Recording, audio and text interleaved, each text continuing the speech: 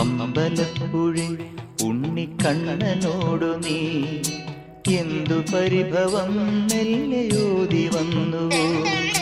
കൽവിളക്കുകൾ പാതി മിന്നി നിൽക്കവേ എന്തു നൽകുവാൻ എന്നെ കാത്തു നിന്നു നീ.